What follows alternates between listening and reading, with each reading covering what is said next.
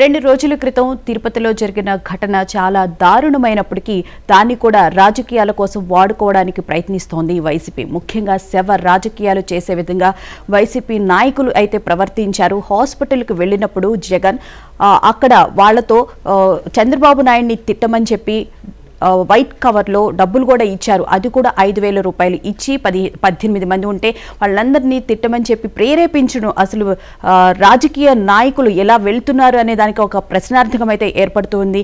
అక్కడ కూడా వదలకుండా అందరూ అంటున్నట్లుగానే శవ రాజకీయాలకైతే ఆయన పాల్పడుతున్నారు. ఇక ఎంతో బాధ్యతగా వ్యవహరిస్తున్నాము, మేము క్షమాపణలు చెప్తున్నామని చెప్పి డిప్యూటీ సీఎం చెప్తూ ఉన్నారు. మీరు కూడా అంతే బాధ్యతగా వ్యవహరించాలి, మీరు కూడా క్షమాపణలు చెప్తే కనుక చాలా గర్వంగా ఉంటుంది, ప్రజలు కూడా చాలా ఆనందం వ్యక్తం చేస్తారు అని కూడా పవన్ కళ్యాణ్ చెప్పారు. అయినప్పటికీ శవ రాజకీయాలకి వైసీపీ నేతలైతే పాల్పడుతూ ఉన్నారు. ఇప్పుడు మరి క్షమాపణ చెప్పి ఊరుకుంటే సరిపోదు, అలాగే మరి దీక్ష ఏది అని చెప్పి బొత్స సత్యనారాయణ ప్రశ్నిస్తున్నారు. ఇక యువతను ఉద్దేశించి పవన్ కళ్యాణ్ చాలా కీలకమైన వ్యాఖ్యలే చేశారు. అమ్మాయిల విషయానికి వస్తే గనక జాగ్రత్తగా ఉండాలి, వదిలిపెట్టము అని చెప్పి కూడా పవన్ కళ్యాణ్ చాలా హెచ్చరికలు అయితే చేస్తున్నారు. యువతను ముఖ్యంగా ఉద్దేశించి ఆయన మాట్లాడడం జరిగింది. మేము క్షమాపణలు చెప్పాము, మీరు కూడా క్షమాపణ చెప్తే బాగుంటుంది అని చెప్పి కూడా పవన్ కళ్యాణ్ అన్నారు. అలాగే నిన్న టీటీడీ చైర్మన్ ఎవరైతే ఉన్నారో బిఆర్ నాయుడు, ఆయన కూడా సమావేశం ఏర్పాటు చేసి క్షమాపణలు చెప్పితే సరిపోదు, జరిగిన నష్టాన్ని అయితే ఎవరూ తీర్చలేము, దానికి సంబంధించి మేము బాధ్యతాయుతంగా ఉంటాము, నెక్స్ట్ ఫర్దర్గా ఇలాంటి యాక్సిడెంట్స్ కానీ ఎలాంటి జరగకుండా చూసుకుంటాము అని చెప్పి కూడా ఆయన చెప్పడం జరిగింది. అసలు ఏం జరుగుతుంది రాజకీయాల్లో, ముఖ్యంగా ఈ శవ రాజకీయాలకి ప్రతిసారి ఎందుకు వైసీపీ పాల్పడుతుంది అనే విషయాల గురించి మాట్లాడుకుందాం. మనతో మాట్లాడడానికి డిబేట్లో పాల్గొనడానికి మోకా ఆనంద్ సాగర్ టీడీపీ అధికార ప్రతినిధి, అలాగే దాసరి కిరణ్ జనసేన అధికార ప్రతినిధి, బాలకోటయ్య గారు విశ్లేషకులు ఉన్నారు. అందరికీ గుడ్ మార్నింగ్ అండి, నమస్తే. ముందుగా బాలకోటయ్య గారు మీరు చెప్పండి, 2 రోజుల క్రితం తిరుపతిలో జరిగిన ఘటన చాలా దారుణమైనది, అది ఎవరు ఊహించింది, తిరుపతి చరిత్రలోనే మొట్టమొదటిసారిగా ఇలా చోటు చేసుకోవడం జరిగింది. దీనిని కూడా వైసీపీ నాయకులు రాజకీయంగా వాడుకోవాలని చెప్పి చూస్తున్నారు. ముఖ్యంగా పవన్ కళ్యాణ్ గారు అక్కడికి వెళ్ళి క్షమాపణలు చెప్పినప్పటికీ కూడా ఆయన వైసీపీ నేతలైతే రాజకీయం చేయడానికి ఎక్కడ అవకాశం దొరుకుతుందా అని చెప్పి ప్రయత్నిస్తూనే ఉన్నారు. ఏమంటారు మీరు? భువన గారు నమస్తే. మీకు డిబేట్లో ఉన్న పెద్దలకి మిత్రులకి అందరూ కూడా నమస్కారాలు. భువన గారు, ఇప్పుడు ఈ తిరుపతి తొక్కిసలాట సంఘటనలో గత 2 రోజులుగా మనం మాట్లాడుతున్నాం. ప్రభుత్వ పెద్దలు మాట్లాడుతున్నారు, చంద్రబాబు నాయుడు గారు మాట్లాడారు, పవన్ కళ్యాణ్ గారు కూడా మాట్లాడారు. ఈ సంఘటనలో తెలుగుదేశం, జనసేన, వైసీపీ, బీజేపీ రాజకీయాలను చూడటమే మహా దురదృష్టకరమైన అంశం.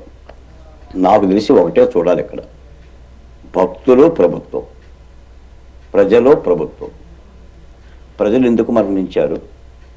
ప్రభుత్వ అలసత్వ కారణంగా మరణించారా? ప్రభుత్వం తీసుకుంటున్న చర్యల్లో లోపభూయిష్టంగా మరణించారా? లేదా ఏదైనా ప్రమాదం జరిగి ఎవరన్నా ఏదైనా చేస్తే మరణించారా? అంటే ఏది చేసినా కూడా ప్రభుత్వానికి బాధ్యత. ఇలా చూస్తే సమస్య పరిష్కారం అవుతుంది.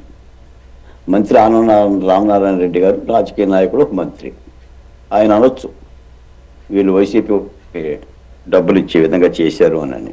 ఇక్కడ రాజకీయ విమర్శల జోలికి పోదలుచుకోవాలని నేను. ఇంకోటి ఏంటంటే ప్రభుత్వమే ఒప్పుకుంది. సాక్షాత్ డిప్యూటీ ముఖ్యమంత్రి పవన్ కళ్యాణ్ గారు క్షమాపణలు కోరాడు.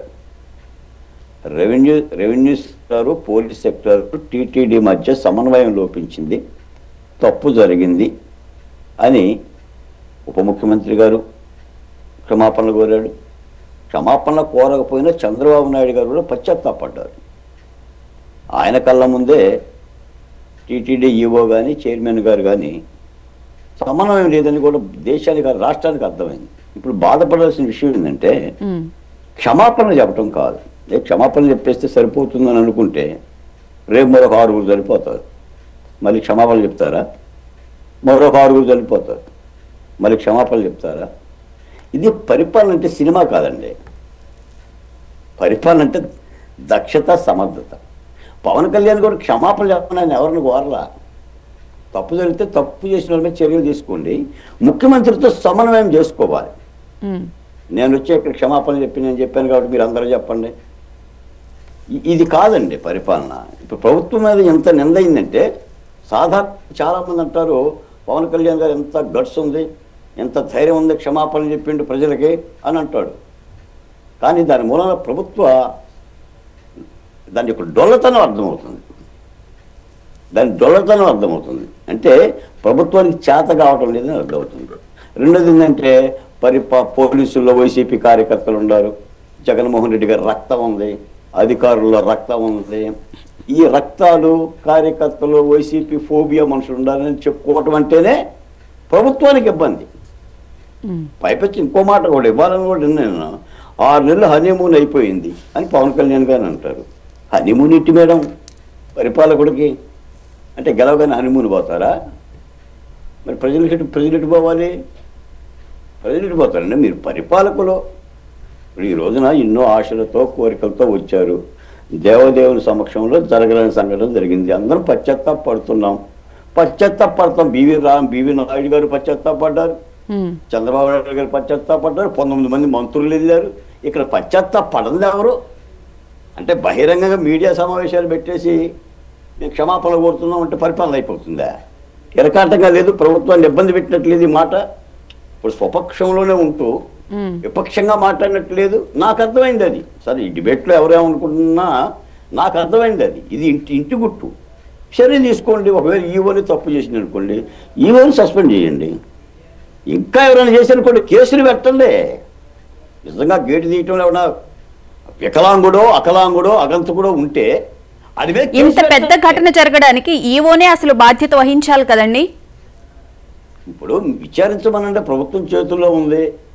ఇప్పుడు ఈవో బాధ్యత వహిస్తాడా, లేదా డిప్యూటీ ముఖ్యమంత్రి గారి బాధ్యత వహిస్తాడా, చంద్రబాబు నాయుడు గారి బాధ్యత వహిస్తారా? ప్రతిపక్షాలు మాట్లాడితే మేడం ఒక సంఘటన జరిగిన తర్వాత మనం ఇచ్చాం అవకాశం.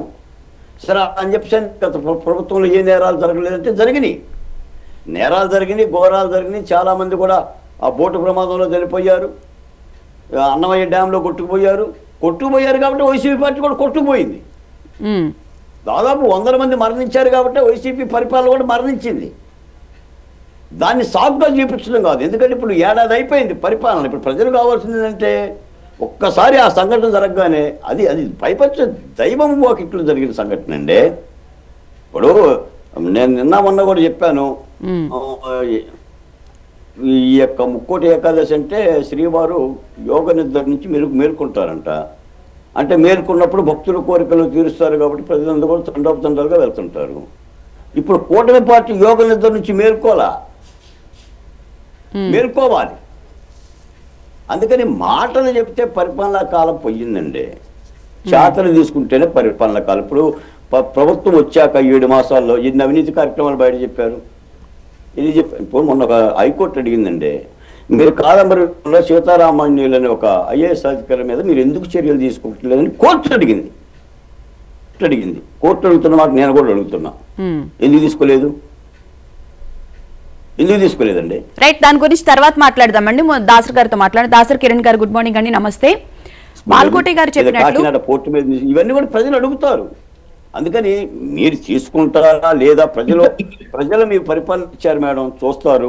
మీరు మంచి పరిపాలన చేస్తే శభాష్ అంటారు, మంచి పరిపాలన కాకపోతే తప్పు అంటారు. ఈ కోణం చూస్తారు తప్ప ఇక్కడ కావాల్సింది కూడా అంటే పైపెచ్చు ముఖ్యమంత్రి గారు స్పందించి 25 లక్షలు ఇచ్చాడు, 5 లక్షల రూపాయలు క్షతగాత్రులకు ఇచ్చాడు, ఒక ఉద్యోగం ఇచ్చాడు. ఆయన తీసుకోవాల్సిన చర్యలు తీసుకున్నా కానీ ఇక జరగకపోకుండా దానికి సంబంధించి చేయాలి తప్ప లొల్లి చేసుకోవటం కాదు పరిపాలన అంటే. రైట్, లొల్లి చెప్పాను, నేను క్షమాపణ చెప్పాను, నువ్వు చెప్పు అని అంటే మూలాన సుఖమే ఉంటుంది. తప్పు అర్థమైన తర్వాత అందుకని ప్రభుత్వమే బోనెక్కిన తర్వాత ఇక్కడ ప్రతిపక్ష పార్టీలతో మాట్లాడటానికి కూడా పని అయితే పెద్దగా ఏం కనిపించలేదు నా దృష్టిలో. రైట్, కిరణ్ గారు ఏమంటారు? ప్రభుత్వం యొక్క డొల్లతను ఈ ఘటనలో అయితే ప్రధానంగా కనిపిస్తుందని చెప్పి బాలకోటి గారు అంటున్నారు. అలాగే అందరూ కూడా అదే విమర్శిస్తున్నారు. ఇక్కడ అధికారుల మధ్య సమన్వయ లోపం వల్లే ఈ ఘటన జరగడానికి ప్రధాన కారణంగా అయితే తెలుస్తోంది కదా.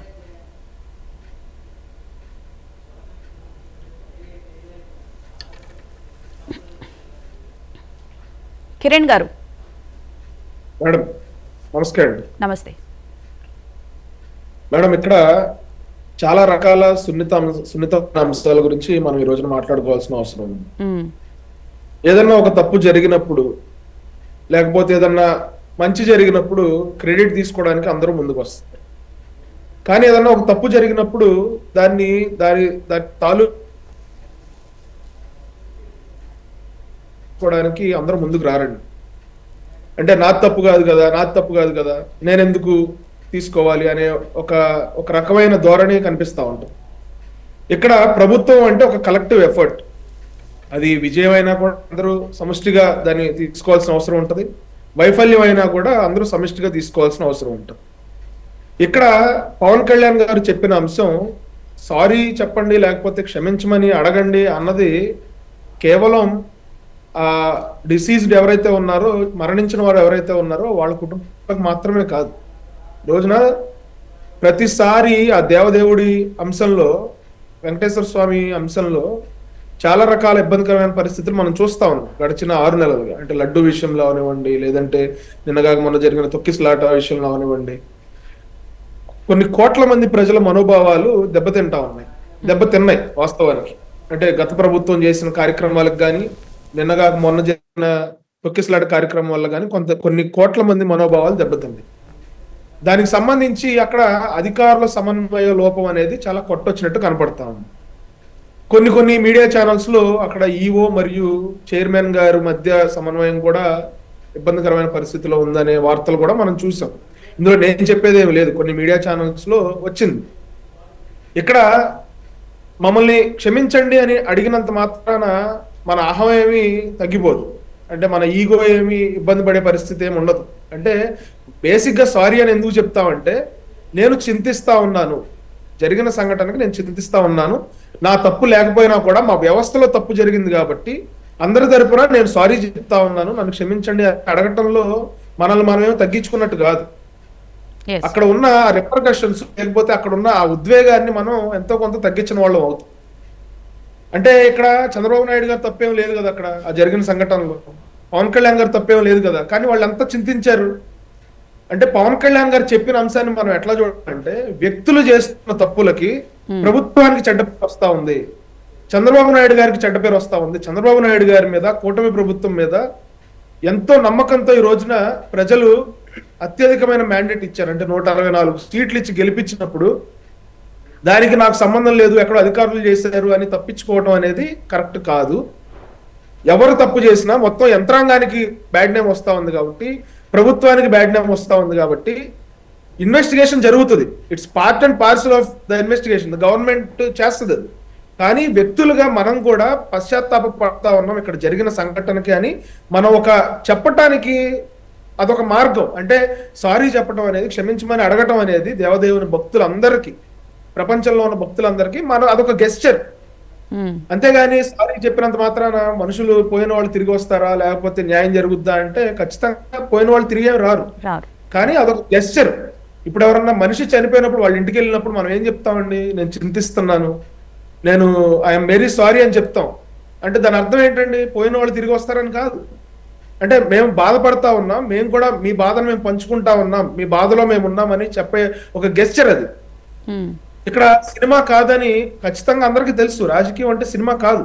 బాలకోటయ్య గారు అన్నారు, రాజకీయం అంటే సినిమా కాదు. ఖచ్చితంగా తెలుసు. సినిమా అంటే 3 గంటల్లో మనకి ఏది కావాలంటే అది చేసేసుకోవచ్చు. హీరో న్యాయం చేసేస్తాడు, విలన్లని కొట్టేస్తాడు, లేకపోతే ఆయనకు కావాల్సినవన్నీ చేసుకోవచ్చు 2.5 గంటలు 3 గంటలు సినిమాలో. కానీ ఇక్కడ అలా కాదు. మనం కూటమి ప్రభుత్వం అధికారంలోకి వచ్చిన దగ్గర నుంచి మనం ఇబ్బంది పడతా ఉన్నాం ఈ వైసీపీ తాలూకు వారసత్వం వల్ల. అది అప్పుల విషయంలో అవనివ్వండి, రౌడీ మోకల విషయంలో అవనివ్వండి, గంజాయి విషయంలో అవనివ్వండి, ఆడపిల్లల రక్షణ విషయంలో అవనివ్వండి, ఈ అధికార యంత్రాంగం ముసుగులో ఉన్న కొంతమంది వైసీపీ సానుభూతి పరుల వల్ల అవనివ్వండి, మనం ఇబ్బంది పడతా ఉన్నాం. దాన్ని పలుమార్లు మనం చెప్పాం. ఎందుకంటే ముద్దాయిల్ని ఒక చోట నుంచి ఇంకో చోటకి షిఫ్ట్ చేసేటప్పుడు బిర్యానీలు పెట్టించడం, అదేవిధంగా వాళ్ళని పోలీస్ స్టేషన్లో సపరమర్యాదలు చేయడం అన్ని మనం చూసాం. ఇక్కడ ఆ వ్యవస్థ మొత్తాన్ని ప్రక్షాళన చేయాల్సిన అవసరం ఉంది. చంద్రబాబు నాయుడు గారు కూడా గౌరవ ముఖ్యమంత్రి చాలాసార్లు చెప్పారు, వ్యవస్థలో కొన్ని లోటుపాట్లు ఉన్నాయి, అధికారులను మార్చాల్సిన పరిస్థితి ఉన్నా కూడా కొన్ని ఇబ్బందుల వల్ల మార్చలేకపోతా ఉన్నాం, అధికారుల కొరత ఉంది. సో మార్చుకోవడం వల్ల ఇలాంటి ఘటనలు అయితే జరుగుతూ ఉన్నాయి కదండి. ఇప్పుడైనా మరి ప్రభుత్వం సీరియస్ యాక్షన్ తీసుకుంటుందని చెప్పి ఇప్పుడు పవన్ కళ్యాణ్ గారు చెప్పింది కూడా అదే, చాలా సీరియస్ గా చెప్పింది అదే. ఇక్కడ అధికారులు చేయాల్సిన బాధ్యత వాళ్ళు చేయలేదు, నిర్లక్ష్యం చూపించారు. 24 గంటలు 2500 పైచీలకు జనాన్ని ఒక పార్కులో కూర్చోబెట్టి కనీసం వాళ్ళకి వసతులు ఏర్పాటు చేయకుండా, సౌకర్యాలు ఏర్పాటు చేయకుండా నిర్లక్ష్యం వ్యవహరించి, ఒక మహిళ అస్వస్థకు గురైతే కనీసం ఒక అనౌన్స్మెంట్ లేకుండా గేట్లు ఓపెన్ చేసేసి నిర్లక్ష్యంగా అతను గేట్ తీసేస్తే వెనకాల ఉన్న వాళ్ళందరూ వచ్చి ముందున్న వాళ్ళని తొక్కేశారు.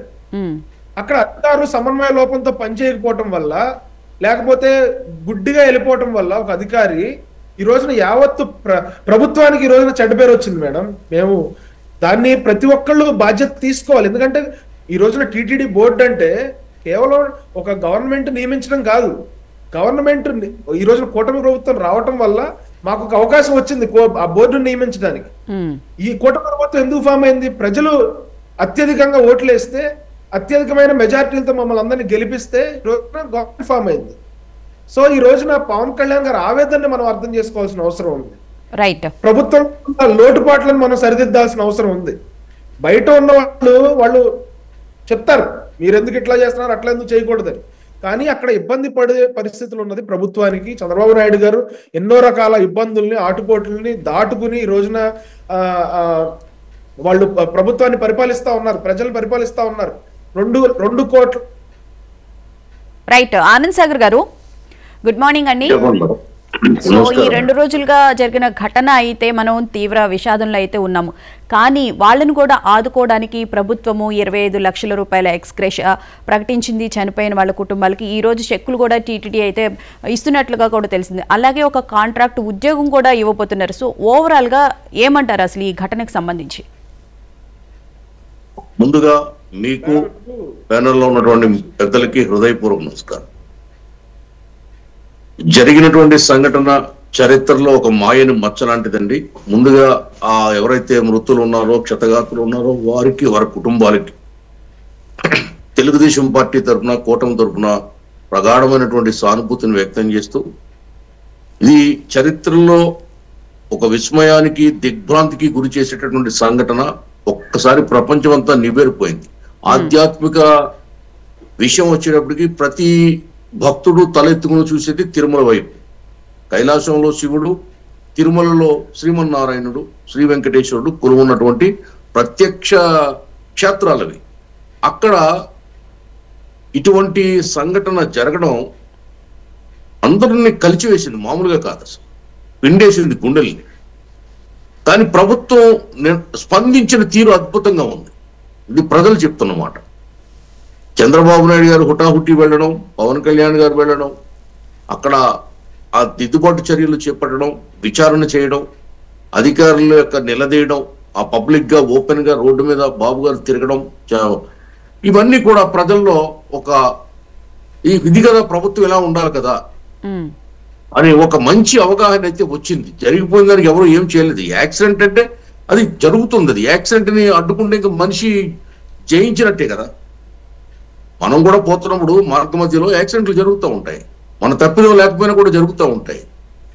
ఆ విధంగా జరిగిన దాన్ని ప్రభుత్వం తట్టుకుని ఈవేళ ప్రభుత్వంతో పాటు మీరు చెప్పారు, ఇప్పుడు చనిపోయిన వారికి 25 లక్షలు ఉద్యోగం, వైకుంఠ దర్శనం, అలాగే సీరియస్ గా దెబ్బలు తిన్నటువంటి వాళ్ళకి 5 లక్షలు దర్శనం, మిగతా వాళ్ళకు కూడా 2 లక్షలు దర్శనం ఇస్తున్నారు. దీంతో పాటు తిరుమల తిరుపతి బోర్డులో నియమించబడినటువంటి బోర్డు సభ్యులు కూడా తలో 10 లక్షలు, 5 లక్షలు, 3 లక్షలు వారికి తోచింది వాళ్ళు ఇస్తున్నారు. కానీ మందితో వెళ్ళి హల్చల్ చేసినటువంటి, అంటే ఎక్కడ చావు కబురు వినపడితే అక్కడ పోయి స్టార్ట్ కెమెటా అనే ఈ డూప్లికేట్ ప్రతిపక్ష నాయకుడు ఎవరైతే ఉన్నాడో, ప్రతిపక్ష హోదా దక్కని జగన్మోహన్ రెడ్డి మాజీ ముఖ్యమంత్రి ఎవరైతే ఉన్నారో, అతను కనీసం ₹1 ఏమైనా ప్రకటించాడండి? ఆయన వెనకాల ఉన్న రోజా గాని, లేకపోతే ఇంకా కరుణాకర్ రెడ్డి గాని ఎవరైనా ₹1 వితరణ చేశారా ఆ కుటుంబాలకి? అయితే నిన్న ఆనం రామనారాయణ రెడ్డి గారు కూడా మాట్లాడుతూ 5,000 రూపాయలు ఆయన హాస్పిటల్ కి చూడడానికి వచ్చిన నేపథ్యంలో 5,000 రూపాయలు అక్కడున్న క్షతగాత్రులకు వెళ్లి పంచారు అని అంటే సీసీటీవీ ఫుటేజ్ లో కనిపించింది అని చెప్పి కూడా ఒక మంత్రి స్థాయిలో ఉన్నటువంటి వ్యక్తి చెప్పడం జరిగింది. అంటే వాళ్ళు అసలు ఏం చేయాలన్న ఉద్దేశంతో అక్కడికి వెళ్ళినట్లు కనిపిస్తుందండి. అదే కదండి, వాళ్ళు వెళ్ళిన తీరు గాని, మాట్లాడిన విధానం గాని చూస్తూ ఉంటే అసలు దీనికి అంతటికి వాళ్లే ఏమన్నా కారుకులా, కుట్ర పన్నారా, కుతంత్రం చేశారా, ఆ కోణంలో కూడా దర్యాప్తు చేయాలి ప్రభుత్వం ఇవాళ. ఎందుకంటే జగన్మోహన్ రెడ్డి శవ రాజకీయాలకు అలవాటు పడ్డ రాజకీయ నాయకుడు. ఆ పార్టీ తన తండ్రి శవం మీద పుట్టినటువంటి పార్టీ. తండ్రి శవాన్ని అడ్డు పెట్టుకుని ఓదార్పు యాత్ర, ఆ యాత్ర, ఈ యాత్ర చేసి, శవయాత్ర చేసి జైలుకు పోయి ప్రజల్ని వంచి అబద్ధాలతో ముంచినటువంటి వ్యక్తి.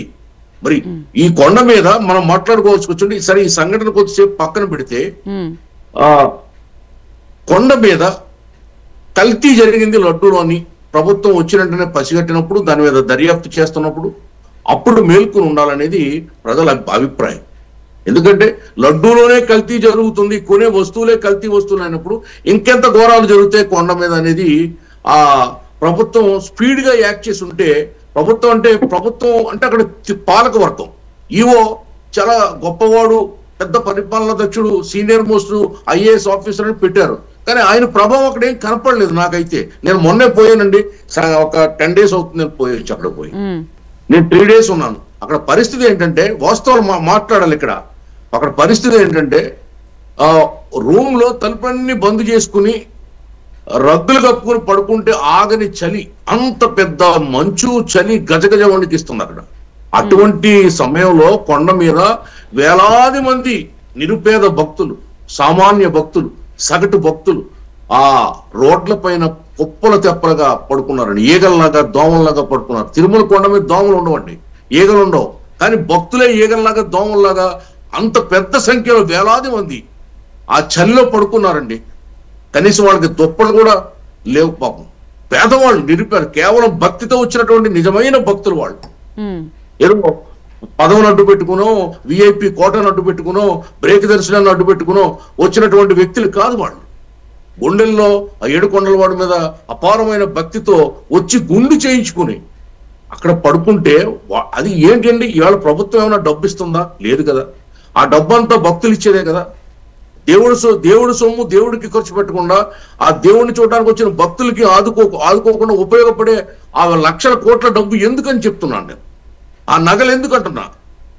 ఇప్పుడు ఈ భక్తులకి ఇంకా వెతలు తీరవా? ఎప్పటికీ 7 కొండలకు వెళ్ళాలంటే అసలు పరామర్శకు వెళ్తున్నప్పుడు కూడా రోజా జై జగన్ అంటూ ఆమె హల్చల్ చేస్తూ అంతమంది జనాలు వేసుకుని ఆమె వెళ్తున్నట్లయితే మనకి కనిపిస్తున్న విజువల్స్ లో కూడా మనం చూస్తున్నాం. అంటే అసలు ఈ విధంగా పరామర్శకు కూడా వెళ్తారా అండి? అదేనండి, సెల్ఫీలు దిగుతున్నాడు, నవ్వుతున్నాడు. ఇలా బాడీ లాంగ్వేజ్ చూస్తే నవ్వుతూ పక్క నవ్వుతున్నాడు అక్కడ. మరి ఎవరు జోకులు వేస్తున్నారో తెలియదు, అతను ఎందుకు నవ్వుతున్నాడో తెలియదు. ఆఖరికి ఏది ఆక్సిజన్ పెట్టుకుని ఉన్నారు ఆ ఐసీలో కూడా వెళ్ళి ఆ పేషెంట్ దగ్గర కూడా నవ్వుతున్నాడు జగన్మోహన్ రెడ్డి. రోజు అయితే ఏదేదో యాక్ట్ చేస్తుంది. నాలుక ఇలా అంటుంది, చెవులు ఇలా అంటుంది, నోరు ఇలా అంటుంది, భుజాలు ఎగరేస్తుంది. అదే జబర్దస్త్లో యాక్ట్ చేస్తుందో మరి సినిమాల్లో యాక్ట్ చేస్తుందో ఆ వాసన పోవట్లేదు ఆమెకి. ఒక 6 నెలలైంది వీళ్ళు పదవులు దిగిపోయి, ప్రభుత్వం దిగిపోయి, ఏదో 4 ఓన్ల కొరగానే నత్త నాంచారు అయిపోయినట్టుగా నీతి కబుర్లు చెప్తూ ఉన్నారు. ఇవాళ ప్రభుత్వానికి సలహాలు ఇస్తున్నారు. ఇది ఏదేదో చెప్తున్నారు వాళ్ళు. చాలా తప్పని నాశనం చేసి పడేశారు వ్యవస్థల్ని. అందుకే దాన్ని చక్కబెట్టాలంటే 6 నెలలు కాదు, 6 సంవత్సరాలు కూడా సరిపోదు. అయినా ప్రభుత్వం ఇవాళ స్పీడ్ గా స్పందించింది కాబట్టి ఒకటే అండి, ఇప్పుడు ఈ జగన్మోహన్ రెడ్డి అనేవాడికి ఈ రోజా లాంటి ఇటువంటి భజంత్రులకి అవకాశం లేకుండా పరిపాలన కొనసాగితేనే రాష్ట్రం బాగుపడుతుంది, ప్రజలు మనశ్శాంతిగా బతుకుతారు. రైట్. బాల్కోటి గారు, అక్కడ మన విజువల్స్ లో చాలా క్లియర్ గా కూడా చూస్తున్నాం. రోజా చెయ్యి ఇట్లా పైకెత్తి జై జగన్ అంటూ నినాదాలు చేసుకుంటూ హాస్పిటల్ లోపలికి వెళ్తున్నారు. అక్కడ క్షతగాత్రులు ఉంటారు, చాలా మంది పేషెంట్స్ ఉంటారు. అలాంటిది అక్కడికి వెళ్ళి నినాదాలు చేయడం ఒక ఎత్తైతే, తిరుమలని భ్రష్టు పట్టించిన నలుగురు ఎవరైతే ఉన్నారో దుష్ట చతుష్టయం అని చెప్పి నిన్న ఆనం రామనారాయణ రెడ్డి గారు కూడా అన్నారు. ఈ నేపథ్యంలో అక్కడికి వెళ్ళి ఆ నలుగురే జగన్ వెంట వెళ్ళడం, అక్కడ ఉన్న రోగుల్ని పరామర్శించడం జరిగింది. వాళ్ళకి 5,000 ముందుగా వెళ్ళి జగన్ వస్తున్నారని చెప్పి తెలిసి కూడా ముందుగా వెళ్ళి వాళ్ళకి 5,000 రూపాయలు కవర్లో పెట్టి ఇవ్వడం, వాళ్ళతో మాటలు అనిపించడం. అసలు దీన్ని ఓవరాల్గా మనం ఎలా చూడొచ్చు అంటారు? భువన గారు, నిజానికి ఏంటంటే వైసీపీ పార్టీకి తిరుపతి సంఘటన మరణాల మీద మాట్లాడే నైతిక అర్హత అయితే లేదు. ఈ మాట మాత్రం యథార్థం. ఎందుకంటే వైసీపీ పార్టీ పరిపాలనలో 6 కాదు, రెట్టింపు సంఖ్యలో ప్రజలు చనిపోయారు. అన్నమయ్య డ్యామ్ కొట్టుకుపోతే 30 మంది చనిపోయారు. కోవిడ్ రియా ఆసుపత్రిలో ఒక 27 మంది చనిపోయారు. ఉమ్, విశాఖ పాలిమార్ దగ్గర 10 మంది చనిపోయారు. మా దళితుల ఊచకోతలు జరిగినాయి, అత్యాచారాలు జరిగినాయి. కాబట్టి ఆ పార్టీకి మాట్లాడే అర్హత అయితే లేదు. కానీ ఇక్కడ ప్రభుత్వమే మేము తప్పు చేశాం అని బోనెక్కింది. బోనెక్కటం మూలాన ప్రతిపక్ష పార్టీని అంటాను కూడా ఇప్పుడు ప్రభుత్వానికి అవకాశం లేదు. ఉమ్, ఇప్పుడు ఈ రోజున బిఆర్ నాయుడు గారు కూడా నిన్న ప్రెస్ మీట్ పెట్టి అధిక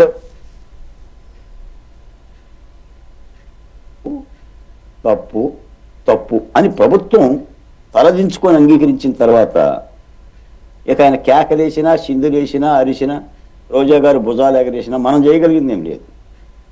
ఇక్కడ మన పరిపాలన, మనం జగన్మోహన్ రెడ్డి గారి కోసం మా పాలించటల్లా, రోజా గారి కోసం కూడా పాలించటల్లా.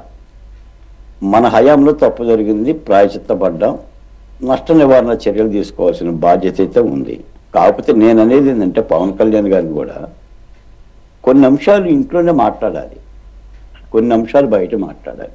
ఉమ్, పవన్ కళ్యాణ్ గారు పదే పదే బయట మాట్లాడటం మూలాన మీరందరూ క్షమాపణ చెప్పండి అని అంటాం మూలాన ఇప్పుడు చంద్రబాబు నాయుడు గారు క్షమాపణ చెప్పాలిగా. మరి ఉమ్, చాలా వివాదం అవుతుంది అది. ఇప్పుడు క్షమాపణ చెప్పినట్టే ఏమంటే ఒక డిప్యూటీ ముఖ్యమంత్రి వచ్చి క్షమాపణ చెప్తే టోటల్ క్యాబినెట్ నా దృష్టిలో. ఇప్పుడు డిఫెన్స్ అయిపోయింది కదా ప్రభుత్వం, ఉమ్, ఇంకా మాట్లాడే పరిస్థితి ఏముంటుంది? ఇప్పుడు వైసీపీ వాడు ఏదన్నా అంటాడు, ఏదైనా అంటాడు, మనం బోనెక్కేసాం కాదు. కాబట్టి అంటే మనమే ఇప్పుడు ఛాన్స్ ఇచ్చినట్లు అయిపోయిందా? అంతే కదా, అధికార పక్షం ఇచ్చింది కదా. ఉమ్, ఇప్పుడు మనం చేతులు కట్టుకొని నేను నేరం అంగీకరిస్తున్నానని చెప్పిన ఇట్టన్న తర్వాత ఇంకా సుఖమే ఉంటుంది. భువన్ గారు ఉమ్, వాళ్ళ హయాంలో ఇన్ని మరణాలు జరిగినాయి, ఇలా ఇలా జరిగినాయి అని చెప్పి మాట్లాడటానికి నేను కూడా చెప్పా. అంటే అక్కడ జరిగినాయి కాబట్టి మీరు చంపుతారంటే చనిపోవట్లా, బీహార్లో ఎంతమంది చనిపోవట్లా, అక్కడ గుడ్డలు ఇప్పినట్టు ఇక్కడ గుడ్డలు పట్టలేదు కదా మేము అని అనేవాళ్ళు. అంటే అక్కడ చంపారు కాబట్టి ఇక్కడ చంపుతారని చెప్పి మేమే మాట్లాడేవాళ్ళం. ఉమ్, అంటే అది మనమేం అంటలేదు, కానీ మరి వాళ్ళే చెప్తున్నారు అధికారులు ఇంకా మారలేదు, అధికారుల పనితీరు మార్చుకోవాలని. మరి 7 మాసాలు అయ్యింది, ఎలా మార్చుకోవాలో మీరు చికిత్స చేయండి. నేను చెప్తున్నాను మేడం, ఒక గడ్స్ ఉన్న నిర్ణయాలు 2 తీసుకుంటే సిస్టమ్ సెటరేట్ అవుతుంది. ఉమ్, అంతే తప్ప ఉదాసీనంగా సాచివేతగా పోనీలే చూద్దాంలే అలాలే అంటే సిస్టమ్ సెటరేట్ కాదు. అంటే ఈ ప్రభుత్వానికి అర్థమవుతుంది ప్రజలు ఏం కోరుతున్నారు. ఉమ్, ఇప్పుడు చంద్రబాబు నాయుడు గారు ఏంటంటే ఆర్థిక పరిస్థితి బాగలేదు కాబట్టి ముందు దాని మీద దృష్టి పెడదాము, దాన్ని కాస్త వేగవంతం చేద్దాము అని మొన్న దాదాపు 2,08,000 కోట్ల రూపాయల ప్రాజెక్టుతో రంగవైభవంగా ప్రధాన నరేంద్ర మోడీ గారితో సభ జరిగింది. ఉమ్, ఇప్పుడు ఆ క్రెడిబిలిటీ చెప్పుకోవటానికి కూడా అవకాశం లేక ఈ తిరుపతి తొక్కిసలాట సంఘటనలో కొట్టుకుపోయింది. ఒక చోట అనకాపల్లి జిల్లాలో 1,85,000 కోట్ల రూపాయల హైడ్రోజన్ హబ్ పెడుతున్నారంటే వాట్ ఏ వండర్. 1,85,000 కోట్లు అమరావతికి దోచి పెడుతున్నారు. అమరావతికి 1,00,000 కోట్లు కావాలా, 50,000 కోట్లు కావాలనే వాళ్ళందరూ కూడా మరి ఈరోజు అనకాపల్లిలో పెడుతున్నారు. అనకాపల్లిలోనే 1,85,000 కోట్ల రూపాయలు ప్రభుత్వ రంగ పెట్టుబడులు, ప్రైవేట్ రంగ పెట్టుబడులు కూడా కాదు. మరి దాన్ని ఏమంటారు? అభివృద్ధి అంటారు కదా, కాంక్షించాలి కదా. నాలంటాడు నేను అమరావతి ఉద్యమపడ్డాయినా కూడా ఉత్తరాంధ్ర అభివృద్ధిని కాంక్షించాలిగా, రాయలసీమ అభివృద్ధిని కాంక్షించాలిగా, నా కోస్తా ఆంధ్ర అభివృద్ధిని కాంక్షించాలిగా. అంటే ప్రాంతాలకు భిన్నంగా, అసమానతలకు భిన్నంగా ఒక రాష్ట్రం అని చెప్పేసి జరుగుతున్న అభివృద్ధి కార్యక్రమాన్ని చెప్పుకోవటానికి కూడా ఆస్కారం లేకుండా ఈ తొక్కిసలాట సంఘటన తొక్కిపట్టింది. సరే అయినా కూడా ప్రభుత్వం మేలుకుంటుంది, దీనికి సంబంధించిన కార్యక్రమాలు చేస్తుంది. తప్పనిసరిగా ఇలాంటి సంఘటనలు భవిష్యత్తులో జరగకూడదు మేడం. ఒక్క మాట చెప్తే చివరి మాట, గతంలో ఎప్పుడు నా చిన్నప్పుడు అనేవాళ్ళు కాశీకి పోతే కాటికి పోయినట్టే అనేవాళ్ళు. మరి నాకేం తెలియట్లేదు మేడం, కొండ మీదకి వెళ్ళాలంటే అసలు ఎంత హైరాణ అంటే సామాన్య భక్తుడికి ఆ విఐపీలు, వివిఐపీలు, ఎంపీ లెటర్లు, ఎమ్మెల్యే లెటర్లు, అసలు ఒక దేవదేవుడు దర్శించుకోవటానికి ఇప్పుడు స్వామివారిని కొండ దిగి రమ్మంటలా, పోరు ఆ పని అయితే వీళ్ళు చెయ్యరు. కొండ మీదకి భక్తులు పోవటం రైట్, ఒకసారి కిరణ్ గారితో మాట్లాడదామండి. కిరణ్ గారు చెప్పండి, ఇందాక నేను అడిగాను కదా, సీఎం మీద ఆరోపణలు చేయమని ఎవరైనా డబ్బులు కవర్ ఇచ్చి వస్తారా అసలు? మేడం చెప్తాను, ఖచ్చితంగా చెప్తాను. దానికన్నా ముందు ఇక్కడ పవన్ కళ్యాణ్ గారు నిన్న చేసిన వ్యాఖ్యల్లో మనం అకౌంటబిలిటీ చూడాలండి. అకౌంటబిలిటీ అని ఎందుకంటా ఉన్నానంటే, అక్కడ ఖచ్చితంగా అక్కడ జరిగిన తప్పుని మనం అంగీకరించాల్సిన అవసరం ఉంది. అలా కాకుండా వాళ్ళ మీద వీళ్ళ మీద లేకపోతే ప్రతిపక్షాల మీద మనం నెట్టేసి తప్పించుకుందామంటే ప్రజలు క్షమించే పరిస్థితి లేదు. కాబట్టి ఖచ్చితంగా అక్కడ పవన్ కళ్యాణ్ గారు ప్రభుత్వం తప్పును అంగీకరించాల్సిన పరిస్థితి వచ్చింది. ఎందుకంటే దాన్ని అకౌంటబిలిటీ తీసుకోవాలి. దాన్ని అంటే అంగీకరించడం వల్ల మనకు మనమే సెల్ఫ్ గోల్ చేసుకున్నాము అని చెప్పి బాల్కోటే గారు అది ఇక్కడ సెల్ఫ్ గోలా లేకపోతే అవతల గోల్లో గోల్ వేయటం అనేది ఇక్కడ సమస్య కాదు మేడం. నేరాన్ని అంగీకరించారు, ఖచ్చితంగా. ఇప్పుడు అక్కడ తప్పు జరిగింది, నేరాన్ని అంగీకరించిందే అని అర్థం. కాబట్టి ప్రతిపక్షాలు మనం అనలేము మేడం. అక్కడ ప్రతిపక్షాల మీద బురద దొయ్యాలనుకోవటం అనేది చాలా తప్పు. అక్కడ మనం ఏ విషయంలో ప్రతిపక్షాలను కార్నర్ చేయాలి? ఇప్పుడు అక్కడ తప్పు జరిగింది ఎవరి వల్ల? మన ప్రభుత్వంలో జరిగితే మనం వాళ్ళని బ్లేమ్ చేయకూడదు. కానీ మనం జరిగిన తర్వాత వాళ్ళు ప్రవర్తించిన తీరు పట్ల మనం వాళ్ళని ఆక్షేపించాలి. ఎంత చిల్లరగా వ్యవహరించారంటే, ఒక ఐసీయూలో ఒక గాయాలతో కొట్టుమిట్టాడుతున్న వ్యక్తిని లేకపోతే చనిపోయిన వ్యక్తి యొక్క కుటుంబ సభ్యుల్ని పరామర్శించేటప్పుడు స్లోగన్స్ ఇచ్చుకుంటూ వెళ్తారండి. జై జగన్ జై జగన్ అనుకుంటా స్లోగన్స్ ఇచ్చుకుంటూ వెళ్తారండి. అదేనండి, ఎంత దౌర్భాగ్యమైన మైండ్ సెట్ లో. అంటే ఇక్కడ మనం రెండు విషయాలుగా చూడాలి దీన్ని. ఫస్ట్ మన సైడ్ నుంచి తప్పు జరిగింది, అది అధికార యంత్రాంగం వల్ల జరిగిందా లేకపోతే అక్కడ బోర్డు వల్ల జరిగిందా లేకపోతే పోలీసుల వల్ల జరిగిందా అనేది పక్కన పెడితే ఇదంతా రైట్. ఆనంద్ సార్ చెప్పండి మేడం. ఒక్క నిమిషం అండి. ప్రభుత్వం కూడా మనం బాధ్యత తీసుకుంటున్నాం అని చెప్పి వాళ్ళు చెప్పడంలో 100% తప్పు లేదు. అయితే ఇక్కడ జగన్మోహన్ రెడ్డి గారు ఆయనకు సంబంధించిన మనుషులు వాళ్ళు ప్రవర్తించిన తీరు చాలా అబ్జెక్షనబుల్ గా ఉంది. ఎందుకంటే ప్రభుత్వం మీద బురద జల్లాలని వాళ్ళ కుట్ర ఇప్పుడు ఖచ్చితంగా ప్రభుత్వం ఒప్పుకుంది. ఇంకా మీరేంటి బురద జల్లేది? మీరెళ్ళి 5,000 రూపాయలు డబ్బులు ఇచ్చి ఒక్కొక్కళ్ళకి వైట్ కవర్లలో డబ్బులు ఇచ్చి చంద్రబాబు నాయుడు గారిని తిట్టాలి లేకపోతే ప్రభుత్వాన్ని తిట్టాలని చెప్పడం అంటే ఎంత చీప్ ఆలోచన చెప్పండి. అది ఒక మనిషి పరామర్శించడానికి వెళ్ళినప్పుడు ఒక ఫ్రూట్స్ తీసుకెళ్తారు, లేకపోతే దానికి సంబంధించిన ఒక స్వీట్స్ తీసుకెళ్తారు, లేకపోతే వాళ్ళని పరామర్శించడానికి వెళ్తారు. దౌర్భాగ్యమైన పరిస్థితి ఏంటంటే జగన్మోహన్ రెడ్డి గారు కానీ వైఎస్ఆర్సీపీ పార్టీలో చనిపోయిన వాళ్ళ దగ్గరికి వెళ్ళినప్పుడు అక్కడికి వెళ్ళి కూర్చొని ముసి నవ్వులు నవ్వుకోవటం, లేకపోతే హాస్పిటల్కి పరామర్శించడానికి వెళ్ళినప్పుడు స్లోగన్స్ చెప్పటం జై జగన్ అని, కనీసం గోవిందా గోవిందా అని చెప్పినా కూడా ఒక రకంగా దాన్ని సమర్థించుకునే పరిస్థితి ఉండేది. కానీ జై జగన్ జై జగన్ అనేది చెప్పే దౌర్భాగ్యమైన పరిస్థితిలో ఆ రోజున రోజా గారు కానీ వైఎస్ఆర్సీపీ పార్టీ నాయకులు కానీ ఉండటం ఖచ్చితంగా వాళ్ళ దిగజారుడు రాజకీయాలకి ఇది ఖచ్చితంగా అర్థం పడతా ఉంది. రైట్. ఆనంద్ సాగర్ గారు, 2019 నుంచి 24 వరకు వాళ్ళు కూడా పాలన చేశారు. కొన్ని ఘటనలు అయితే జరిగినాయి. మరి అటువంటప్పుడు కూడా వాళ్ళు పరామర్శకు కూడా వెళ్ళడం జరిగింది. అటువంటప్పుడు వాళ్ళు వెళ్ళినప్పుడు సీఎం మీద కానీ ప్రభుత్వం మీద కానీ విమర్శలు చేయమని చెప్పి ఎవరైనా కవర్లు ఇస్తారా అండి? అసలు ఎవరైనా ఇచ్చారా? ఆ నేపథ్యం అసలు ఇంతవరకు మనం ఎక్కడైనా చూసామా? ఎందుకు వీళ్ళు ప్రతి దాన్ని రాజకీయం చేసి చూడాలని చెప్పి ఆలోచిస్తున్నారు? అంటే సినిమాలు చూసి రాజకీయం చేస్తున్నారా, రాజకీయాలు చూసి సినిమాలు చేస్తున్నారా అనేది అయితే ఇక్కడ అందరికి ఒక $1 మిలియన్ క్వశ్చన్ లాగా అయితే కనిపిస్తుంది. మేడం, ఒక విషయాన్ని మీరు మర్చిపోరేమో, వైసీపీ పార్టీలో పనిచేసే వాళ్ళని పేటిఎం బ్యాచ్ అంటారు. సోషల్ మీడియా ఓపెన్ చేస్తే అదే వస్తుంది. పేటిఎం బ్యాచ్ అది వాళ్ళు మారరు మేడం. ఎట్లా మారుతారు? అంతర్వేదిలో రథం తగలబడిపోయినప్పుడు, విజయవాడ కనకదుర్గమ్మ విగ్రహాలు నగలు చోరీ జరిగినప్పుడు, ఒంటిమిట్టలో రాముల వారి విగ్రహం తల తెగిపడిపోయినప్పుడు వీళ్ళు ఎక్కడున్నారు? పట్టిసీమలో అడవు మునిగిపోయి 90 మంది జలసమాధి అయిపోయినప్పుడు ఈ ముఖ్యమంత్రి వచ్చాడా? రోజా వచ్చిందా? ఎవరైనా ఒక నాయకుడు వచ్చారా? 90 రోజులకు కానీ ఆ పడవ బయటికి తీయలేదు. నానా యాగి చేసాం మేము పడవ బయటికి తీయమని. మృతదేహాలను అయితే తీయలేదు వీళ్ళు. ఈవేళ వీళ్ళు డబ్బులు ఇచ్చుకుని ప్రభుత్వం తిట్టించకపోతే ఇంకేం చేస్తారు వీళ్ళు? వాళ్ళ బ్రతుకంతే, వాళ్ళ నైజం అంతే. వాళ్ళు ఉన్నంతకాలం ఇటువంటి పిచ్చి పిచ్చి పనులు పిచ్చి పిచ్చి చేష్టలు చేస్తానే ఉంటారు. అందుకే చెప్తున్నాం, వాళ్ళు రోడ్డు ఎక్కకుండా పరిపాలన జరగాలి. ఇక్కడ రోడ్డు ఎక్కే పరిస్థితి వాళ్ళకి రాకూడదు.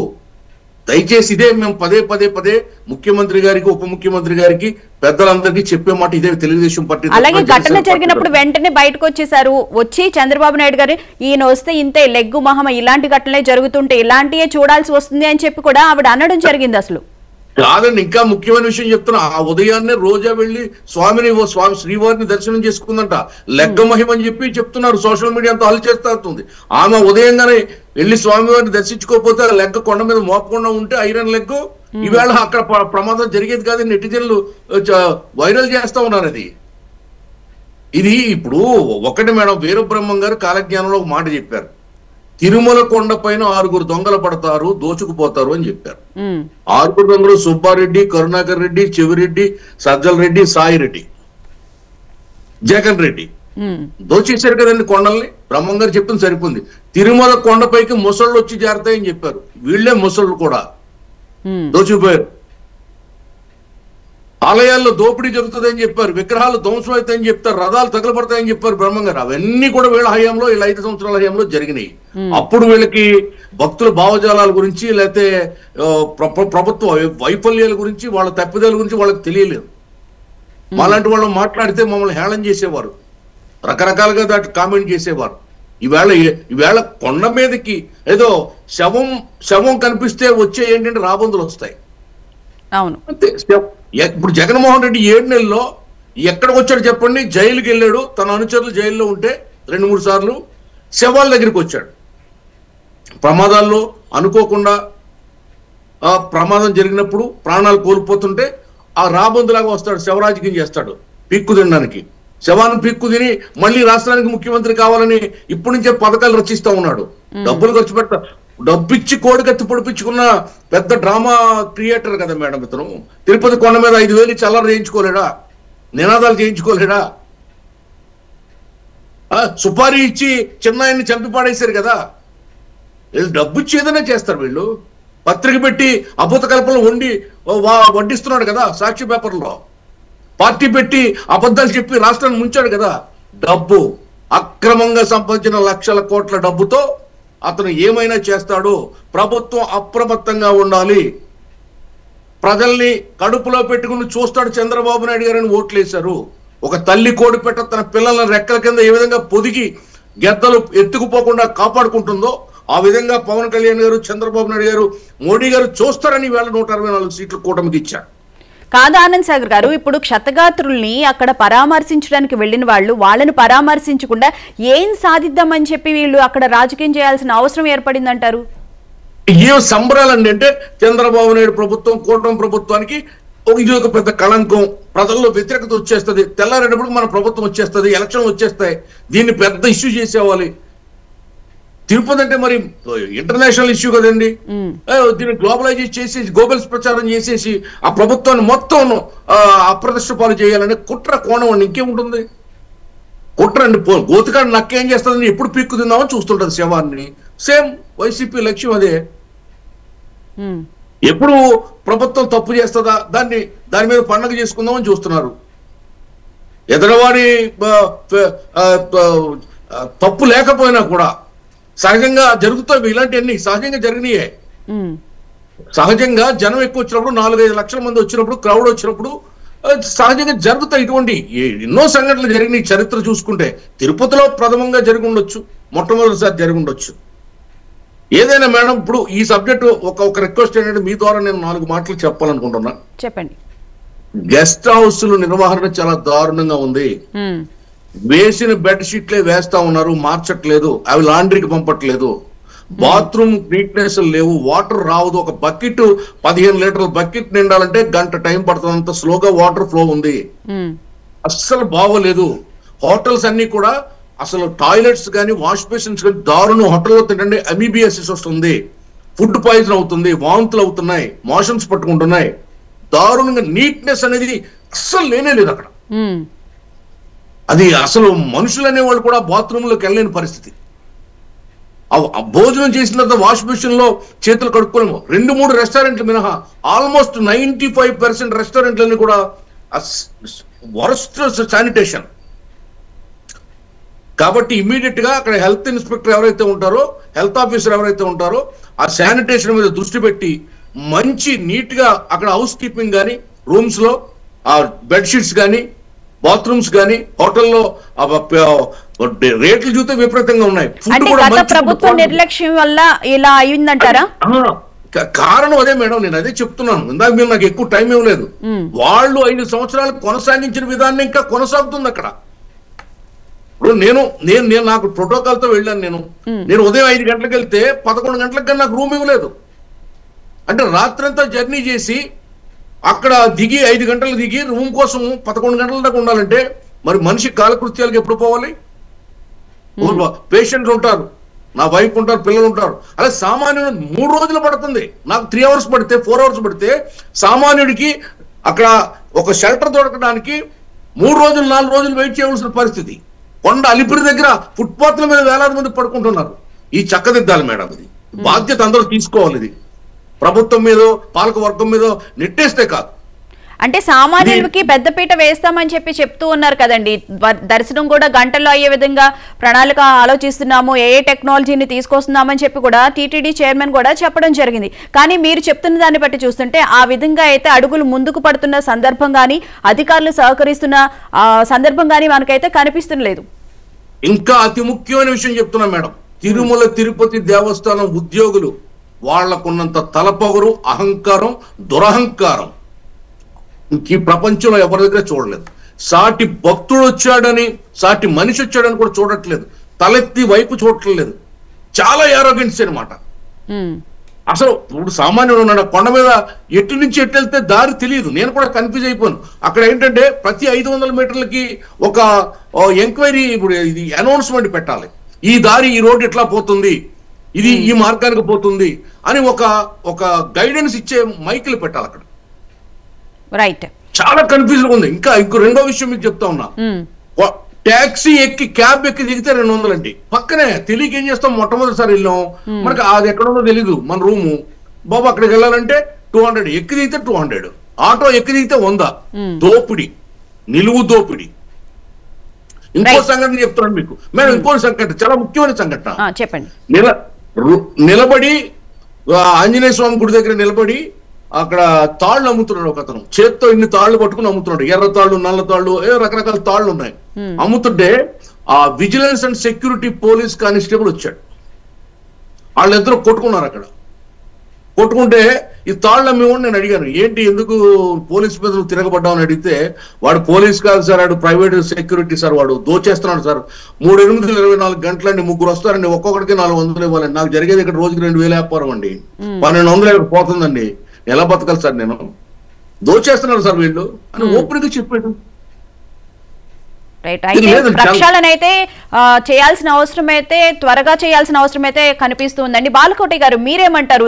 అన్ని చాలా కీలకమైన విషయాలు అయితే ఆనంద్ సాగర్ గారు చెప్పడం జరిగింది. అక్కడ హోటల్స్ బాగాలేదని, టాయిలెట్స్ బాగలేదని, హ్యాండ్ వాష్ చేసుకోవడానికి కూడా సరిగ్గా లేదు అని చెప్పి, అంటే గత ప్రభుత్వ వాసన ఇంకా అక్కడ కొనసాగుతుంది అని చెప్పి అనుకోవచ్చు అంటారా?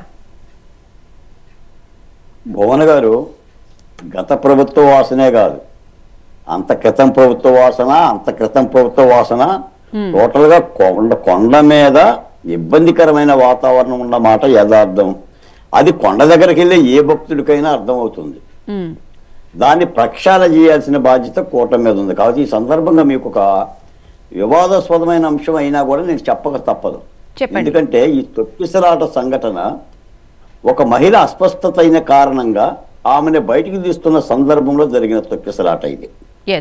అధికారుల సమన్వయం లేకపోవటం, అధికారుల మధ్య పోలీస్ యంత్రాంగం మధ్య అక్కడ ఎక్కువ సెక్యూరిటీ లేకపోవడం అనేది ఒక అంశం అయితే, నేను చెప్పే విషయం ఏంటంటే, ఇటీవల విజయవాడలో హిందూ శంకారావం సభ జరిగింది. వాళ్ళ ప్రధానమైన డిమాండ్ ఏంటంటే, మా దేవాలయాలు మాకు అప్పచెప్పండి, మా దేవాలయాల మీద ప్రభుత్వ పెత్తనం ఏమిటి, మా దేవాలయాలను మేమే సంరక్షించుకుంటామనే నినాదంతో ఈ రోజున ఒక ఉద్యమం బయలుదేరింది. అది జరిగిన 2 రోజులకే అదే నేపథ్యంలో తిరుపతి దేవస్థానంలో సాక్షాత్ ఈ సంఘటన జరిగింది. 6 చనిపోయారు. ఇప్పుడు ప్రభుత్వ నిర్వహణ మూలానే కదా 6 చనిపోయింది. అదే కదా హిందూ ధార్మిక సంస్థల దగ్గర నిర్వహించుకుంటే ఇలాంటి సంఘటనలు జరగవు కదా అనే వాతావరణం కూడా బయటకు వస్తుంది. దీని వెనక నాకు తెలిసి ప్రభుత్వాన్ని ఇబ్బంది పెట్టడానికి చాలా కుట్ర కోణాలు ఉన్నాయని నా భావన, నా ఆరోపణ. దీని మీద కూడా విచారణ జరగాలి. చేస్తామని చెప్పి అన్నారండి. కుట్రకోణం ఉందని చెప్పి వాళ్ళు కూడా అనుమానం వ్యక్తం చేస్తూ ఉన్నారు. నిజాయితీగా జరగాలి ఈ విచారణ. నిజంగా ఒక వ్యక్తిని, ఒక మహిళని బయటికి ఆసుపత్రికి పంపించడానికి కనీసమైన సమాచారం ఇవ్వకుండా గేటు బార్లా తెరవటం, ఒక్కసారిగా అందరూ కూడా మీద పట్టడం. అక్కడ ఉంది కూడా దాదాపు కలెక్టర్ గారు చెప్పింది 2500 మంది, సాధారణంగా టీటీడీ బోర్డు వాళ్ళు చెప్పింది 5000 మంది. 5000 మంది జనం ఉన్న చోట కొన్ని లక్షల మంది గరుడు సేవ, ఆ సేవ, ఈ సేవ లక్షల మందిని మెయింటైన్ చేసే తిరుపతిలో ఈ సంఘటన జరగటం వెనక ఏదైనా ఉపద్రవం కానీ లేదా చంద్రబాబు నాయుడు గారిని ఇబ్బంది పెట్టే కుట్రకోణ ఉందనేది నాలాంటి వాళ్ళ ఆరోపణ. దీని మీద కూడా విచారణ చేసుకోవటం మంచిది. అంటే తిరుపతి కొండ మీద ప్రాయశ్చిత్త కార్యక్రమాలు, ప్రక్షాళన కార్యక్రమాలు ఒక ఎత్తు అయితే, అసలు ఈ 7 మాసాల ప్రభుత్వాన్ని ఇబ్బంది పెట్టడం. మీరు ఇంకో మాట కూడా చెప్తున్నారు, మీరు జగన్ వెళ్ళగానే జై జగన్ జై జగన్ అన్నారని మీరు అంటున్నారు. జై జగన్ అనలా వాళ్ళు, సీఎం సీఎం సీఎం అని అన్నారు, సీఎం జగన్ అన్నారు. ఇప్పుడు బాధితుల దగ్గర పోతూ, మరణించిన కుటుంబాల దగ్గర పోతూ జగన్మోహన్ రెడ్డి గారు చేసే కోలాహలం, వెంకటహాసం ఎలాగనే ఉంటుంది. మరి ఆయన డబ్బులు ఇచ్చి పెట్టుకుంటాడో లేదంటే అదొక వాళ్ళకేమన్నా సాంప్రదాయం నాకు తెలియదు, కానీ మహా దుర్మార్గం. అక్కడ ఓ పక్కన డిప్యూటీ సీఎం క్షతగాత్రులను ఉద్దేశించి మాట్లాడుతున్న సందర్భంలో కూడా వీళ్ళు అట్లా స్లోగన్ చేసుకుంటూ వెళ్ళడం జరిగింది. జగన్ కూడా ఆపడండి భువన గారు. జగన్ కూడా ఆ అరుస్తున్న క్రమంలోనే మీడియాతో మాట్లాడతాడు తప్ప ఆగండి అనే మాట కూడా అండవు. అదే కానీ మీరు పవన్ కళ్యాణ్, చంద్రబాబు నాయుడు గారిని చూడండి, పక్కనోడు ఒక మాట మాట్లాడినా కూడా ఆగండి అని చెప్తారంటారు. ఆగండి అని అన్న తర్వాత మాట్లాడతారు. కానీ ఏం ఆస్వాదిస్తాడు ఈ సీఎం జగన్ అంటే దాన్ని ఆస్వాదిస్తూ గొంతు తెరిచి మాట్లాడుతూ ఉంటుంటాడు. అది జగన్మోహన్ రెడ్డి గారి విద్యలాగా ఉంది. మరి అది తప్పుడు సంకేతాలు, ప్రజలకి ఎన్ని కూడా అర్థమవుతాయని అనుకుంటున్నా. రైట్. కిరణ్ గారు ఏమంటారు అసలు ఇది ఓవరాల్ గా మొన్న జరిగిన దుర్ఘటనకి సంబంధించి కుట్రకోణం కూడా ఉంది అని చెప్పి అయితే ఒక ఆలోచన అయితే అందరికీ రావడం జరిగింది. జ్యుడిషియల్ ఎంక్వైరీ అయితే జరుగుతూ ఉంది. ఓవరాల్ గా అసలు ఇది ఎలా బయటకు వస్తుందని చెప్పి అనుకుంటున్నారు? సో టీటీడీకి సంబంధించి కూడా కూటమి ప్రభుత్వం ప్రక్షాళన చేయాల్సిన అవసరం అయితే ఎంతైనా కనిపిస్తూ ఉంది ఇప్పుడు. మేడం, ఖచ్చితంగా ఫుల్ స్కేల్లో టీటీడీకి సంబంధించిన వ్యవహారాలన్నీ కూడా ప్రక్షాళన చేయాల్సిన అవసరం ఉంది. ఎందుకంటే గడచిన 15-20 రోజుల క్రితం కూడా టీటీడీ బోర్డు ఒక ప్రెస్ మీట్ పెట్టడం జరిగింది, ప్రెస్ కి అడ్రస్ చేయడం జరిగింది. అక్కడ జరుగుతున్న ఇబ్బందికరమైన పరిస్థితులు కొండ మీద. ఇప్పుడు ఇందాక ఆనంద్ సాగర్ గారు కూడా చెప్పారు, అక్కడ ఫుడ్ బాగోట్లేదు, ఫుడ్ కి సంబంధించి ఫుడ్ ఇన్స్పెక్టర్ ఎవరైతే ఉన్నారో వాళ్ళందరూ ఇన్స్పెక్ట్ చేయాల్సిన అవసరం ఉందని. ఖచ్చితంగా దానికి సంబంధించి కూడా టీటీడీ కొన్ని కీలకమైన నిర్ణయాలు తీసుకుంది. అంటే కొన్ని బ్రాండెడ్ రెస్టారెంట్స్ ని, వెజ్ ఫుడ్ సప్లై చేసే రెస్టారెంట్స్ ని, బ్రాండ్ ఉన్న వాటిని అక్కడ టెండర్స్ కి పిలుస్తా ఉన్నాం మేము. టీటీడీ కొండ మీద వాళ్ళకి సంబంధించి ఆ టెండర్స్ పిలిచి వాళ్ళ స్టాల్స్ ని ఏర్పాటు చేసే విధంగా కూడా, అంటే ఒక క్వాలిటీ ఫుడ్ ని భక్తులకి అందజేసే విధంగా టీటీడీ చర్యలు తీసుకుంటా ఉంది. ఖచ్చితంగా ముందుకు వెళ్తుంది. టీటీడీ కూడా ఆ రకంగానే అడుగులు వేస్తా ఉంది. సో ఇక్కడ ఈ లోపు మనం చేయవలసింది ఏంటంటే, అక్కడ నిజంగా కుట్రకోణ దాగి ఉందా, పోలీసులు ఉద్దేశపూర్వకంగానే అక్కడ పట్టించుకోలేదా? ఎందుకని ఈ మాట అంటా ఉన్నానంటే, సాక్షాత్తు డిప్యూటీ సీఎం గారు వెళ్ళినప్పుడు జగన్మోహన్ రెడ్డి గారిని కూడా అదే ప్రాంగణంలోకి వాళ్ళు ఎలో చేయడం. ఇప్పుడు ఒక ప్రోటోకాల్ అనేది ఉంటది. ఖచ్చితంగా 2 పక్షాలని ఒకేసారి ఒకే ప్లేస్ లోకి వదలాల్సిన పరిస్థితి కాదు. కానీ ఆ రోజున పోలీసులు ఇద్దరిని ఒకేసారి వదిలితే అక్కడ ఏదైనా జరగరాని సంఘటన జరిగితే, ఇప్పుడు వాళ్ళు స్లోగన్స్ ఇచ్చుకుంటా వచ్చారు. పవన్ కళ్యాణ్ గారు, జనసేన కార్యకర్తలు, లేకపోతే అక్కడ పోలీస్ వ్యవస్థ వీళ్ళంతా ఉన్నారు. ఇద్దరు ఎదురుపడి ఏదైనా జరగకూడని సంఘటన జరిగితే, సో ఖచ్చితంగా దాన్ని కూడా విచారణ చేయాలి. ఆ ఎవరైతే అలో చేశారో ఇద్దరిని ఒకే ప్రాంగణంలోకి, ఆల్రెడీ పవన్ కళ్యాణ్ గారు మాట్లాడుతుంటే జగన్ గారిని ఎంటర్ చేశారు అదే ప్రాంగణంలో. ఖచ్చితంగా అన్నిటి మీద కూడా త్వరితగతిన ఇన్వెస్టిగేట్ చేయాల్సిన అవసరం ఉంది. కుట్రకోణం ఏదైతే ఉందో దాన్ని కూడా, ఏదైనా ఉంటే దాన్ని కూడా బయట పెట్టాల్సిన అవసరం ఉంది. ఎందుకంటే ఇది ఒకళ్ళిద్దరితో పోయేది కాదండి. వ్యక్తులు చేసిన తప్పులకి, మళ్ళీ చెప్తా ఉన్నా, వ్యక్తులు చేసిన తప్పులకి అది ప్రభుత్వానికి చెడ్డ పేరు వస్తా ఉంది. ప్రజలు ఎంతో నమ్మకంతో ఈ ప్రభుత్వాన్ని తెచ్చుకున్నారు, ప్రభుత్వానికి చెడ్డ పేరు వస్తా ఉంది. ముఖ్యమంత్రి గారి ప్రమేయం లేకపోయినా ముఖ్యమంత్రి గారికి చెడ్డ పేరు వస్తా ఉంది, ఉప ముఖ్యమంత్రి గారికి చెడ్డ పేరు వస్తా ఉంది, టీటీడీ బోర్డుకి చెడ్డ పేరు వస్తా ఉంది. గతంలో మనం చూసాం 80 మంది 90 మంది టీటీడీ బోర్డులో ఉండి వాళ్ళు ఇష్టం వచ్చినట్టు వాళ్ళు నియామకాలు చేసుకున్నారు. కానీ ఈ రోజున అలాంటిది లేకుండా ప్రక్షాళన జరుగుతూ ఉంది. ఖచ్చితంగా ఒక తిరుమల తిరుపతి దేవస్థానం అంటే ప్రపంచవ్యాప్తంగా హిందూ ధర్మం పాటించే వాళ్ళందరికీ కూడా ఒక ప్రఖ్యాతిగాంచిన టెంపుల్ అది. ఒక మంచి ఎక్స్పీరియన్స్ ఉండాలి ఆ టెంపుల్కి వెళ్ళినప్పుడు. దేవదేవుడిని కనులారా చూసుకున్నాం, మేము అక్కడ ప్రసాదం తిన్నాము, లడ్డూ తీసుకుని ఇక్కడికి వచ్చాము, అక్కడ అన్న ప్రసాదం తిన్నాము, అక్కడ ఒక 2-3 రోజులు ఉండే పరిస్థితి లేదు ఈ రోజున. ఎవరన్నా రైట్ కిరణ్ గారు, ఒక లాస్ట్ ఒక చివరి క్వశ్చన్ అండి. అసలు కనీసం ప్రజల సమస్యల గురించి పట్టించుకోకుండా అసెంబ్లీకి రాకుండా ఉండే వ్యక్తి సవాలు ఎక్కడ కనిపిస్తే అక్కడికి వచ్చి రాబందుల్లాగా వచ్చి రాజకీయం చేయడాన్ని ఎలా చూడాలి? ఫైనల్ గా చెప్పండి మేడం. ఈ రోజున అతనికి ఉన్న బ్యాడ్ క్వాలిటీ ఈ రోజున పుట్టింది కాదు, వాళ్ళ తండ్రి చనిపోయినప్పటి నుంచి ఉన్నది ఆ క్వాలిటీ. వాళ్ళ తండ్రి చనిపోతే శవాన్ని పక్కన పెట్టుకుని నవ్వుతా సంతకాలు సేకరణ చేసిన అంతటి మనసు కలిగిన వ్యక్తి జగన్మోహన్ రెడ్డి. వాళ్ళ బాబాయిని చంపితేనే కనీసం కళ్ళంట ఒక చుక్క నీళ్లు రాని వ్యక్తి. ఈ రోజున నేను ఫస్ట్ నుంచి అదే చెప్తా ఉన్నాం, ఇతను సింపతి డ్రామాలు క్రియేట్ చేస్తాడు. ఎక్కడైతే మనిషి చనిపోతాడో శవం ఉంటుందో అక్కడ వెళ్ళి పరామర్శ కాదు, దాన్ని ఎట్లా రాజకీయానికి వాడుకోవాలో ఈ వ్యక్తి ఫస్ట్ నుంచి అలవాటు పడిన వ్యక్తి. ఇప్పుడు శ్మశానంలో శవాల కాపురు ఉంటాడండి, అతనికి ఏంటి, ఒక మనిషి చనిపోతేనే అతనికి ఉపాధి. జగన్మోహన్ రెడ్డి దురదృష్టవశాత్తు అలా తయారయ్యాడు. Okay right, thank you so much Dasari Kiran garu, thank you so much Balakoti garu, thank you so much Anand Sagar garu, debate లో పాల్గొన్నందుకు థ్యాంక్ యూ సో మచ్ అండి.